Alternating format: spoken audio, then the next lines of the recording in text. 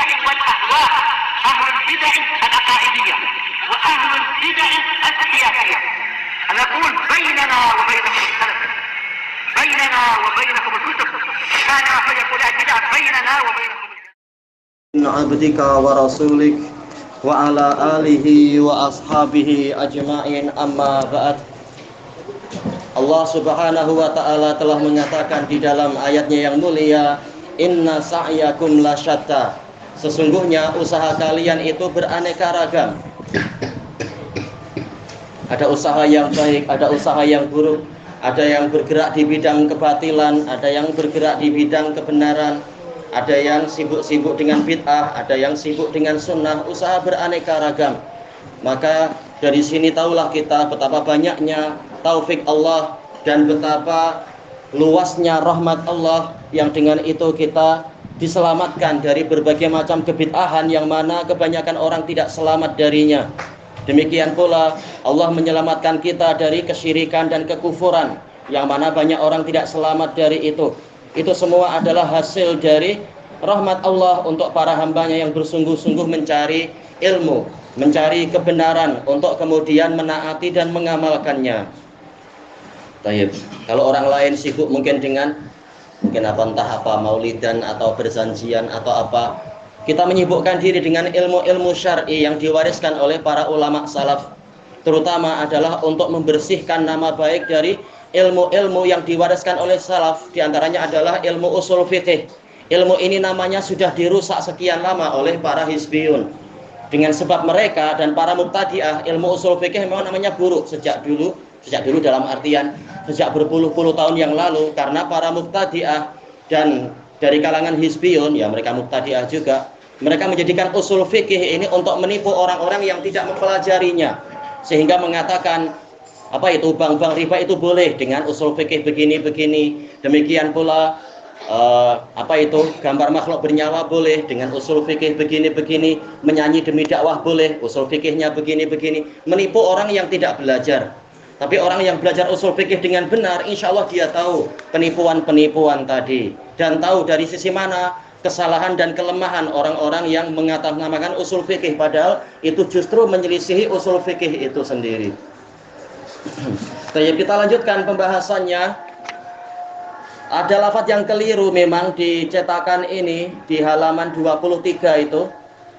Nomor berapa? 42. Anda bandingkan dengan naskah yang lain, memang naskah ini ada kekeliruan. Nah, ada yang maksum, walaupun yang menyusun ini pun ulama juga. Tapi ulama yang lain meneliti lafadznya ternyata keliru. Di sini tertulis apa itu? Wal wasfu wal wasfu fi muftin wa mustaftin wa hakadha ahkamu kulli mujtahidin uhid. Nah, ini jelas kacau dari sisi syairnya nanti. Tapi lafadz uhid itu harusnya di depan. Di depan di baris sebelumnya, setelah lafadz mustaftin. Jadi lafadz yang betul adalah apa? Wal wasfu fi muftin wa mustaftin uhid wa hakadha ahkamu kulli mujtahid. Itulah yang betul. Yaitu kitab ini, kitab usul fikih juga membahas sifat dari mufti dan sifat dari mustafti yang uhid, yang telah diketahui. Demikian pula membahas hukum-hukum setiap mujtahid. Setelah itu kita lanjutkan di halaman berikutnya. Kita sudah sampai ke nomor berapa ini ya? 65. Kita sudah mendapatkan itu. Sekarang kita masuk ke nomor 66. Qala al-Imriti rahimahullah, kama atat wal qasdu minha taswiyah kadzali tahdidin wa takwinin hiyah. Demikian seperti pula sighatul amr itu datang, pola perintah itu datang dalam keadaan wawunya wawu haliyah, dalam keadaan maksud dari pola perintah tadi adalah taswiyah. Jadi bukan perintah syar'i, bukan engkau harus begini, kalau tidak engkau berdosa, bukan. Tapi terkadang ternyata dalam Quran itu polanya perintah, tapi maksudnya taswiyah. Seperti firman Allah Ta'ala, isbiru aula tasbiru, sawa'un alaikum, innama tujzauna ma kuntum ta'malun. Bersabarlah kalian atau tidak bersabar, itu sama saja bagi kalian. Kalian hanyalah dibalasi sesuai dengan apa yang kalian amalkan. Tak ada gunanya bersabar dalam neraka, tetap akan kesakitan. Seperti ucapan setan kepada para pengikutnya, sawaun alaina ajazina am sabarna malana mim mahis. Sama saja bagi kita berkeluh kesah ataukah kita bersabar, itu sama saja bagi kita. Yaitu kita tidak mendapatkan tempat untuk menghindar. Ini ruginya orang yang tidak bersabar, setia dengan tauhid dan sunnah di dunia, maka kesabaran di dalam neraka tidak berguna.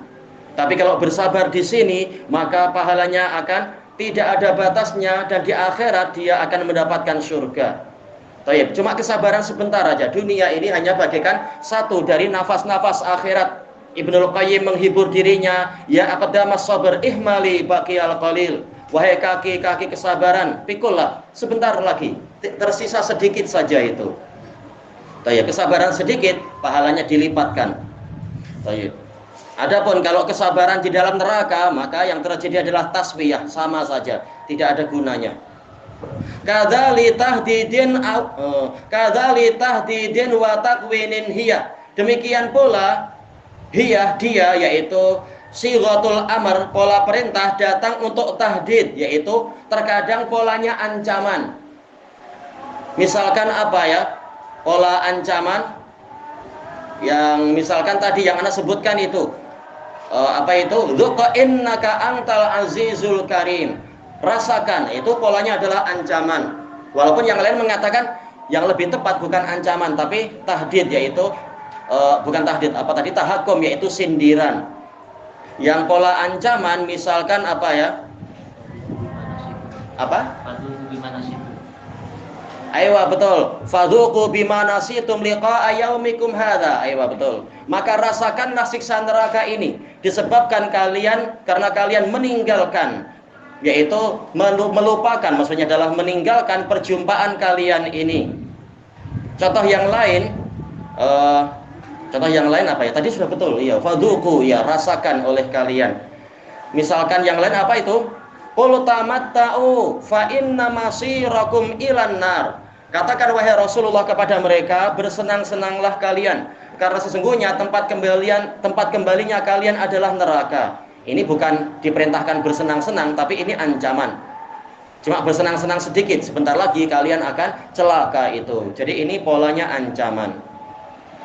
Yang berikutnya perintah, tapi maksudnya adalah takwin, yaitu pembentukan. Misalkan adalah mengatakan apa? Kunu qiradatan khasiin. Jadilah kalian monyet-monyet yang hina. Untuk para ahli kitab yang tidak taat kepada ajaran Nabi dan Rasul itu, dikutuk. Bukan betul-betul diperintahkan menjadi monyet, tapi ini ditakdirkan berubah menjadi monyet.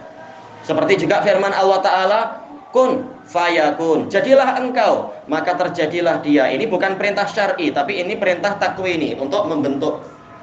Jadi semakin kita mempelajari usul fikih, tapi dengan cara yang benar, dengan ajaran ahlu sunnah, dengan warisan Imam Syafi'i dan imam-imam berikutnya, bukan dari kalangan Mu'tazilah dan Asy'ariyah, tapi maka kita akan semakin memiliki mata hati yang tajam di dalam melihat dan memperhatikan lafaz-lafaz dalam Quran wal hadis.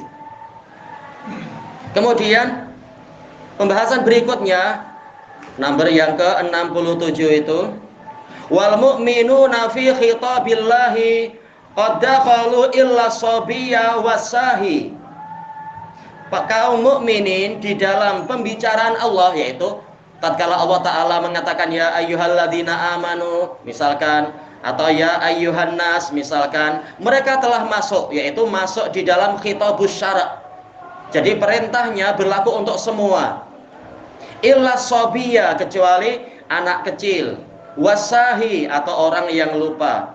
Anak kecil itu karena apa? Karena akal belum cukup di situ. Sebagaimana dalam hadis Aisyah dan hadis Ali bin Abi Thalib, rufi al-qalam min salas. Pena beban syariat itu diangkat dari 3. Di antaranya adalah as-sabiyyu hatta yahtalim, anak kecil sampai dia balik. Kemudian apa? Wal majnun hatta yafiqa atau yastayfiqa. yaitu orang gila sampai dia sadar. Kemudian yang satu lagi adalah an-naim hatta yastayqid, orang yang tidur sampai dia itu bangun. Apa sisi kesamaan dari anak kecil, orang gila dan orang yang tidur tadi? Apa sisi kesamaannya? Sisi kesamaannya apa ya kira-kira ya? Jelas untuk anak-anak tak boleh ini ya. Yaitu apa? Hadirnya akal belum. Kalau untuk anak kecil jelas akal belum hadir, masih terbentuk sedikit demi sedikit. Kalau orang gila akalnya sedang tertutupi, majnun yaitu mastur, tertutupi. Mungkin karena ada jin atau mungkin terpukul dengan keras sampai ya agak korslet atau apa itu. Atau yang orang tidur ini akalnya sedang, ya namanya tidur kan, akal sedang tidak hadir di situ. Demikian pula as-sahi, orang yang lupa. Sebagaimana dalam hadis Anas bin Malik radhiyallahu an, "Man nama an sholatin aw nasiyaha fa waqtuha idza dzakaraha." Orang yang tertidur dari sholat atau dia melupakannya, maksudnya lupa, betul-betul lupa, bukan sengaja melupa, maka waktunya adalah ketika dia ingat. Maka dalam situasi akal sedang tidak hadir seperti itu, mereka tidak masuk dalam khitabullah, tidak masuk dalam pembebanan syariat dari sisi ini, tapi ya dari sisi ini. Cuma apa? Kalau anak kecil tidak ada apa istilahnya itu qadha. Qadha dalam artian nanti kalau besar bayar semuanya, bukan. Adapun kalau orang lupa, qadhanya menurut jumhur istilahnya qadhanya ketika dia ingat. Walaupun Imam Syaukani mengatakan bukan qadha, Nabi mengatakan waktunya ketika dia ingat. Jadi itu ada penunaiannya, memang waktunya itu. Tak masalah, ini sekedar istilah. Intinya mereka dimaafkan. Agama ini memang dibina di atas rahmat dan samahah, kelapangan. Kemudian wadul jununi kulluhum lam yadkhulu wal kafiruna fil khitabi dakhalu. Dan orang-orang yang gila, yang memiliki kegilaan, semuanya yang disebutkan tadi tidak masuk ke dalam khitabullah tadi. Sedangkan orang-orang kafir mereka masuk ke dalam khitabus syara', khitabullah tadi. Ini pendapat jumhur dan ini yang betul. Yaitu orang kafir mereka mukhatabuna bi furu'is syariah istilahnya. Mereka diajak bicara, yaitu dibebani cabang-cabang syariat, bukan hanya diwajibkan masuk Islam, tapi mereka juga wajib sholat, wajib zakat, wajib haji. Hanya saja selama mereka dalam kekufuran, amalan mereka gugur, tidak ada gunanya. Tetapi kalau mereka mati di atas kekufuran tadi, mereka diazab karena kekufuran dan mereka diazab karena tidak menjalankan ketaatan-ketaatan yang lain. Karena kewajiban bukan hanya untuk muslim, manusia semuanya. Wa ma khalaqatul jinna wal insa illa liya'budun.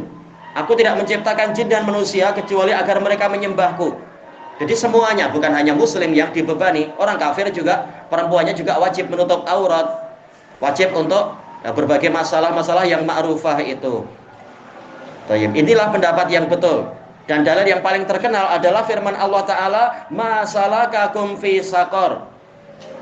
Penduduk surga bertanya kepada penduduk neraka, apa yang menyebabkan kalian masuk ke dalam neraka saqar? Qalu lam naku minal musallin. Mereka mengatakan kami dahulunya bukan termasuk dari orang-orang yang sholat. Walam naku nut'imul miskin. Dan kami dahulunya tidak termasuk dari orang-orang yang memberi makan orang miskin. Wa kunna nakhudu ma'al khaidin. Dan kami membincangkan syubhat, yaitu menghembuskan syubhat bersama orang-orang yang menghembuskan syubhat. Al-khawd maksudnya adalah mendatangkan kerancuan terhadap Quran, terhadap syariat. Seperti yang diisyaratkan oleh Syekhul Islam di dalam Iqtida' Shiratul Mustaqim. Wa kunna nukadzibu biyaumiddin. Dan dahulunya kami mendustakan hari pembalasan hatta atanal yakin, sehingga datanglah kepada kami sesuatu yang diyakini ketibaannya, yaitu al-maut. Ini menunjukkan mereka masuk neraka bukan hanya karena mendustakan hari pembalasan, tapi karena ya tadi tidak sholat, tidak sedekah dan seterusnya itu.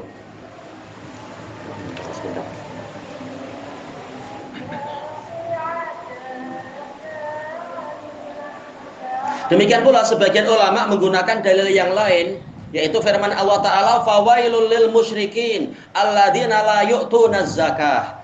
Maka kecelakaanlah bagi kaum musyrikin, yaitu orang-orang yang tidak menunaikan zakat. Jadi ternyata mereka juga diwajibkan membayar zakat. Cuma selama masih kufur ya tidak ada gunanya. Tapi kalau tidak berbuat ya dosanya bertambah. Makanya rugi jadi orang kafir. Jadilah muslim biar dirahmati Allah Ta'ala. Kemudian fisairil furu'il syariah wa fil ladzi bidunihi mamnu'ah, yaitu mereka masuk ke dalam semua cabang-cabang syariat dan masuk ke dalam perkara yang tanpa perkara itu semuanya akan tertolak, yaitu usulus syariah. Mereka diwajibkan menjalankan cabang-cabang syariat dan juga diwajibkan untuk menjalankan dasar-dasar syariat, yaitu tauhidullah. Walaupun istilah pembagian usul dan furu' ini diperselisihkan, tetapi telah dijelaskan oleh Syekhul Islam yang beliau katakan pembagian bid'ah ini pembagian yang dihembuskan oleh Mu'tazilah untuk melemahkan perkara yang dikatakan sebagai furu'. Yang betul semuanya penting, cuma nilai kepentingan memang bertingkat-tingkat. Tapi Syekhul Islam sendiri biasa memakai istilah furu', memakai istilah usul, itu biasa. Karena mau tidak mau memang syariat itu tidak di atas bentuk yang sama. Syariat memang ada yang sangat penting, ada yang kepentingannya kurang sedikit dari itu dan seterusnya. Ada yang sifatnya adalah rukun, ada yang bukan rukun. Baik. Kemudian wadzalikal islamu fal furu'u tashihuha bidunihi mamnu'u. Dan itu tadi yaitu dasar syariat adalah Islam. Jadi orang kafir diwajibkan masuk Islam agar selamat. Maka furu' yaitu cabang-cabang pembenarannya tanpa ada Islam itu tertolak. Taib. Sebagaimana firman Allah Ta'ala, "Matsalul ladzina kafaru bi rabbihim a'maluhum karamatin ishtaddat bihir rihu fi yaumin 'asif, la yaqdiruna 'ala syai'in mimma kasabu wallahu la yahdil qaumal kafirin." Sebentar. La yaqdiruna 'ala syai'in mimma kasabu. La yaqdiruna mimma kasabu 'ala syai', dzalika huwad dhalalul ba'id. Perumpamaan orang-orang yang kafir kepada Rabb mereka adalah amalan mereka itu bagaikan abu. Di masa angin itu menerbangkan, angin yang bertiup dengan kencang, maka mereka tidak mampu menguasai amalan mereka sedikit pun. Yang demikian itu adalah kesesatan yang jauh. Allah Ta'ala mengatakan, wa qadimna ila ma amilu min amal faja'alnahu haba'am mansura. Dan kami hadapi amalan yang dahulunya mereka kerjakan, kemudian kami jadikan amalan tersebut debu yang berterbangan. Maka tanpa Islam tidak ada gunanya. Tayyib. Maka sungguh merugi orang yang sudah diajari Islam, bahkan diwarisi Islam oleh orang tuanya sejak lahir, tahu-tahu tidak menjaga dengan baik, malah kagum dengan orang Kristen, kagum dengan ini, kagum dengan itu, malah mungkin di tarikh berapa itu 25/12 berharap-harap jangan-jangan Santa Claus datang. Oh, ini agamamu apa? Engkau berharap pada siapa? Tayyib. Kalau lihat orang berjenggot ikut sunnah dibenci, dikatakan teroris, tapi engkau mengharapkan Sinterklas pakai jenggot lah, itu gimana itu? Ini akibat akidah yang kacau, Islamnya rusak karena tidak belajar Islam baik-baik. Baik. Nah, kalau Islamnya baik, maka insya Allah amalan yang lain-lain juga besar harapan untuk diterima kalau syarat-syarat yang lain terpenuhi. Sekarang masuk ke yang berikutnya, babul am, bab dalil umum. Lafaz yang bersifat umum, ya dalil juga ya. Qal wa hadduhu lafdun ya ummu aksara min wahidin min ghairi ma hasrin yura. Hadduhu, batasan atau definisi dari am adalah lafaz yang meliputi lebih dari satu. Min ghairi ma hasr, tanpa ada pembatasan, yura, yang nampak ya. Secara penampakan tidak ada batasannya. Ini dikatakan lafdun am, yaitu ma yashmalu wahidan fa aksara min ghairi haddin min ghairi hasrin duf'atan wahidah. Banyak definisi sebagaimana yang disebutkan oleh Imam Ibnu Najjar Al-Futuhi di dalam kitab Al-Kawkabul Munir, dan juga Imam Syaukani dalam Irsyadul Fuhul. Definisi umum itu banyak, definisi am itu banyak, tapi intinya adalah ma yashmalu wahidan fa aksar, suatu lafaz yang meliputi lebih dari satu, min ghairi hasr, tanpa ada batasan, duf'atan wahidah, seketika itu juga. Misalkan ada orang kaya bilang kepada temannya, akrimit thalib, muliakan pelajar, kemudian sambil memberikan duit 1 juta. Berarti setiap pelajar yang dia jumpai masuk ke dalam perintah tadi, yaitu berilah berapa, mungkin 1000 kah, 5000. Nah, itu contoh apa? Lafaz yang bersifat umum karena ada al istighraqiyah. Maka semua yang bersifat pelajar, maka dia masuk ke dalam keumuman orang yang berhak dimuliakan tadi. Duf'atan wahidah, seketika itu juga. Walaupun yang dijumpai 1, ya sudah, dia dibagi. Walaupun yang dijumpai 1000, bagi juga 1000 itu. Semua orang itu. Min qaulihim ammamtuhum bima ma'i waltan hasir alfadhuhu fi arba'i. Lafaz am ini diambil dari ucapan orang Arab ammamtuhum, yaitu syamaltuhum. Saya meliputi mereka bima ma'i, dengan sesuatu yang saya miliki, yang bersama saya, itu miliki saya, yang saya miliki. Mungkin apa? Tergantung pakaian atau duit atau nasi, tergantung.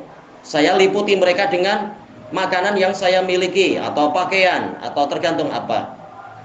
Ini istilah apa? Am.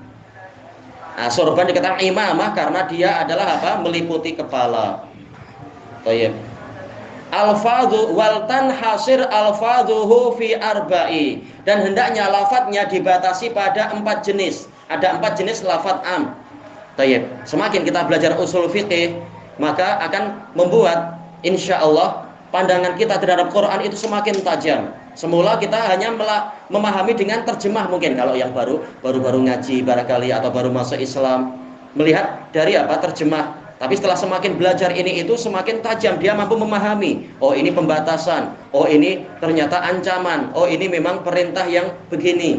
Semakin tajam dia memahami tentang apa? Apa yang Allah inginkan dari lafaz ini sebenarnya. Itu dipahami setelah belajar. Bukan hanya bersandarkan kepada lafaz-lafaz, tapi gabungan lafaz ini menghasilkan apa? Kemudian apa? Al-jam'u wal fardul ma'rufani mu'arrafani billami kal kafiri wal insani. Yaitu lafaz jamak, demikian pula lafaz mufrad tapi yang mu'arrafan, yang diberi al-ta'rifiyah billam. Alal khilaf, apakah ta'rifiyah itu dengan lam atau al atau dengan alif, tak masalah itu. Biasa khilaf antar ahli nahwu tak masalah. Contohnya al-kafir. Al-kafir ini berapa orang? Semua yang dia itu memiliki layak untuk dipanggil sebagai kafir masuk di situ. Sebagaimana dalam firman Allah Ta'ala di akhir-akhir surat An-Naba itu, wa yaqulul kafiru ya laitani kuntu turaba. Dan orang kafir berkata, wahai aduhai seandainya saya menjadi tanah saja. Kafir yang mana? Semua orang kafir akan mengucapkan kalimat penyesalan dan angan-angan tadi itu. Wal insani, demikian pula lafaz insan. Ini untuk anak-anak. Mana contoh dalam Quran ada lafaz insan, al-insan, ya? Betul. Hal ata alal insani hinum minad dahr lam yakun syai'am madhkura. Hal di sini artinya qad, telah datang kepada manusia. Manusia mana? Semua manusia. Hinum minad dahr, yaitu suatu masa dari masa yang panjang. Lam yakun syai'am madhkura, yaitu dia belum menjadi sesuatu yang layak disebut. Maksudnya manusia yang mana? Semuanya. Ini mengejutkan ya. Memang nggak boleh kita meremehkan anak-anak. Contoh yang dalam kitab-kitab usul fikih biasanya apa? Innal insana lafi khusr, dan itu yang paling mudah bagi anak-anak. Tahu-tahu muncul contoh yang lain. Makanya nggak boleh kita, saya senior, kamu junior, siapa kamu? Nggak boleh macam itu. Al-haq diterima walaupun dari anak-anak. Itu yang diajari yang betul, bukan diajari setelah tinggi jadi sombong, bukan macam itu. Kemudian disebutkan di sini yang ke-74, wa kullu mubhamin minal asma'i min dzaka mali syarti min jazai.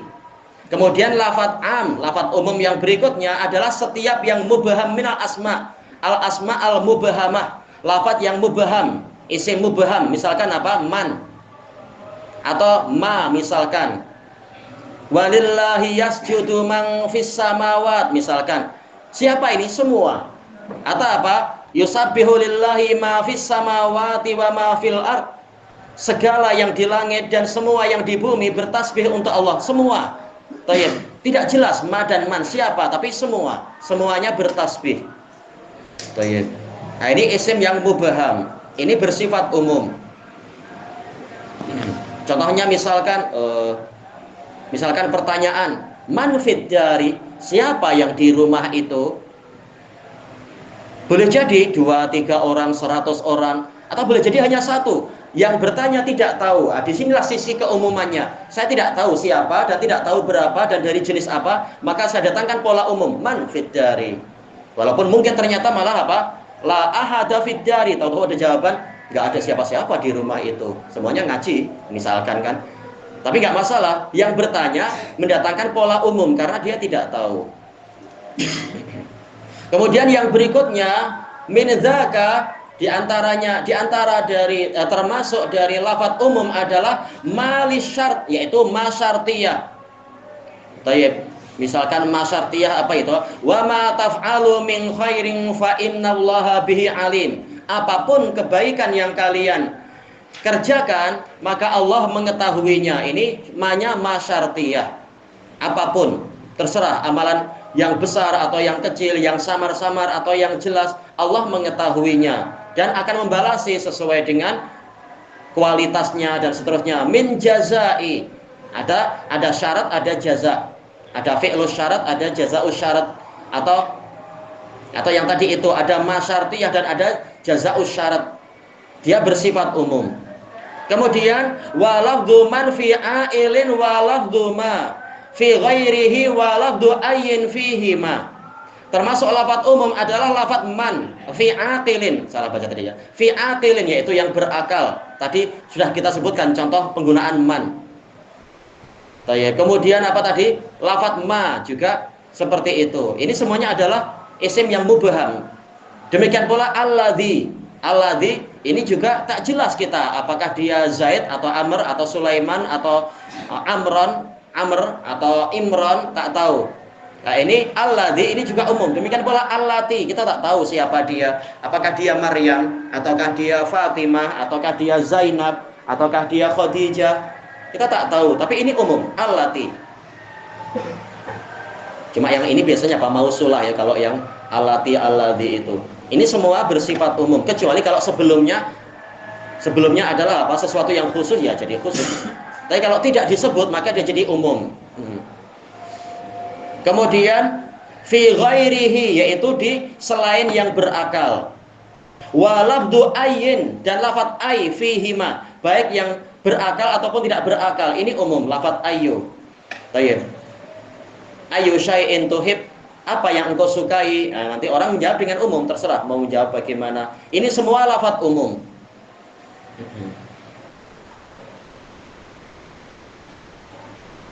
Baik, ada enggak penggunaan lafaz ayu di dalam Quran?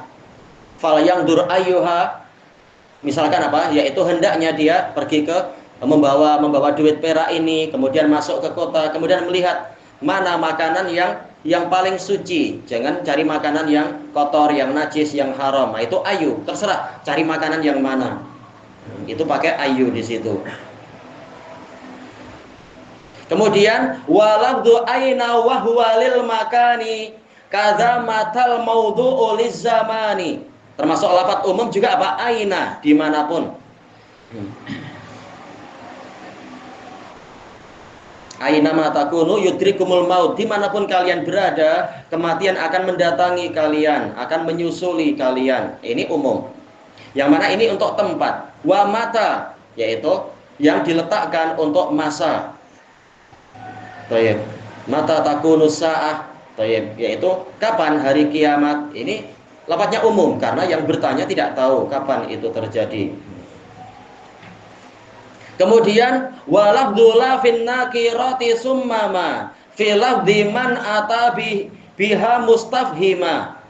Yang berikutnya adalah la, yang datang setelahnya adalah nakirah. Seperti apa? La ilaha illallah, yaitu nafyun li jami'i ma yu'badu min dunillah. Semua, baik itu makhluk yang tinggi atau yang rendah, yang besar atau yang kecil, yang samar atau yang jelas, semuanya kalau dia dijadikan sebagai ilah, maka dia tidak layak. Hanya Allah lah yang berhak untuk itu. Demikian pula la haula wala quwwata illa billah. Ini menafikan semua upaya dan kekuatan kecuali dengan pertolongan Allah. Baik. Misalkan juga apa? La rajula fid dari lam ra'ata fil baiti. Misalkan, tidak ada satu lelaki pun di rumah itu, tidak ada satu wanita pun di rumah itu. Nah, ini nakirah, bersifat umum.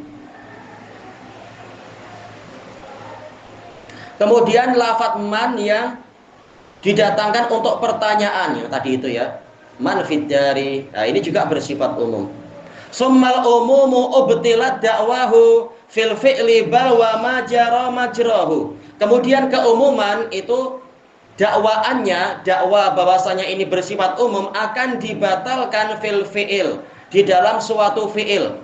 Misalkan kalau kita bertamu, misalkan tahu-tahu tuan rumah mengatakan apa? Kul, makanlah. Kita lihat ternyata makanannya itu betul-betul segala jenis makanan ada. Apakah berarti kita disuruh memakan semua? Tidak demikian. Kapasitas perut kita sedikit, kita makan satu saja itu sudah memenuhi syarat. Tidak disyaratkan memakan semuanya. Maka lafadz kul, makanlah, ini bukan bersifat umum. Makanya dengan satu kali pelaksanaan itu sudah cukup. Bukan berarti semuanya harus dimakan. Misalkan lafadznya kul. Kecuali kalau ada qarinah-qarinah yang menyuruh semuanya. Di surga terserah, kulu wasrabu hani'an bima kuntum ta'malun, itu terserah saja di surga. Baik, tapi kalau di rumah orang, kita makan semua malah dia yang sedih nanti. Maksudnya sedikit aja bang, ini tamu yang lain pun banyak. Baik. Bal wa majara majrahu, bahkan juga lafadz yang polanya seperti pola fi'il, yaitu apa? Al-wasf.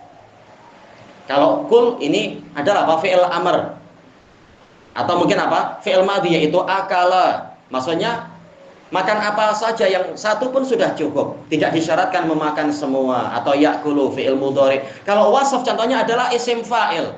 Na'am ana akil. Misalkan tuan rumah mengatakan kul wala tastahyi, makanlah jangan malu. Kemudian kita mengatakan na'am ana akil, ya saya makan. Kalau kita hanya makan satu suap, itu pun tidak menyelisihi perkataan kita. Tidak disyaratkan makan semua.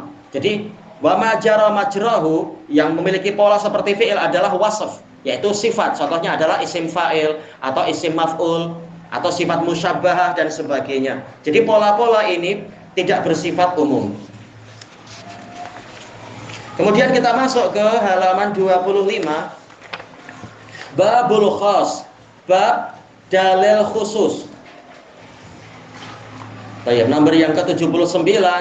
Wal khasu lafdun la ya ummu aksara min wahidin aw amma ma hasrin jara. Yang namanya khas, khusus, adalah lafadz yang tidak meliputi lebih dari satu, tidak mencakup lebih dari satu. Misalkan apa? Zaidun, ja'a Zaidun. Namanya siapa? Said kah? Zaid namanya. Siapa? Namanya apa? Zaid. Tepat ya, Zaid ya. Atau ya, misalkan kita katakan apa? Dhahaba Zaidun ilal hammami. Zaid pergi ke kamar mandi. Apakah maksudnya semua Zaid? Enggak, satu pun cukup. Yang lain ngaji biasa atau yang lain ngantuk, terserah. Tapi satu orang itu sudah memenuhi apa yang disebutkan dalam lafadz tadi. Au amma mahasrin jaro, atau dia bersifat meliputi lebih dari satu, tapi tetap disertai dengan adanya pembatasan. Tetap ada pembatasan. Misalkan apa? Kita lafadznya agak diperbanyak, yaitu apa? Dhahaba zuyudu. Semua orang yang namanya Zaid itu pergi, tapi tetap ini ada batasan. Yaitu apa? Istilah Zaid sendiri terbatas, bukanlah mencakup semua orang. Tapi hanya untuk orang yang namanya Zaid saja. Dan prakteknya jelas tidak semua Zaid pergi. Ada yang begini, ada yang begitu. Demikian pula misalkan apa? Asyarah, 10 lebih dari satu, tapi dia lafadz khas karena ya terbatasi hanya 10 saja. Kemudian wal qasdu bit takhsisi haitsu ma hasal tamyizu ba'di jumlatin fiha dakhal. Tujuan dari taksis tatkala itu terjadi adalah memisahkan sebagian dari anggota jumlah yang telah masuk. Taib. Ada perbedaan antara khos dengan taksis. Khos ini lafadznya, yaitu apa? Tadi itu. Misalkan apa? Zaidun, itu khos, khusus. Atau apa? Misalkan apa itu ya yang bersifat khusus? Ya Zainabu misalkan. Tetapi kalau yang namanya taksis, ini adalah ikhraju ba'di afrodil am, mengeluarkan sebagian dari individu keumuman. Misalkan ayat yang paling sering dipakai di dalam usul fikih, misalkan apa? Innal insana lafi khusr illa. Illa ini adalah taksis, pengkhususan. Sesungguhnya setiap manusia, yaitu semuanya, berada dalam kerugian kecuali. Inilah istilah taksis, memperkecualikan. Nah, nanti yang dikeluarkan adalah yang dikhususkan dari keumuman manusia. Siapa itu? Alladzina amanu. Ini khusus. Dari sisi keumuman manusia, jelas orang yang beriman itu khusus. Karena tidak semua orang beriman. Wa amilus shalihat. Orang yang mengerjakan amal soleh, jelas ini khusus. Tidak semua orang mengerjakan amal soleh. Nah, ini taksis. Jadi tujuan dari pengkhususan tatkala itu terjadi adalah tamyiz, yaitu memisahkan sebagian dari jumlah anggota kumpulan yang fiha dakhal, telah masuk ke dalamnya.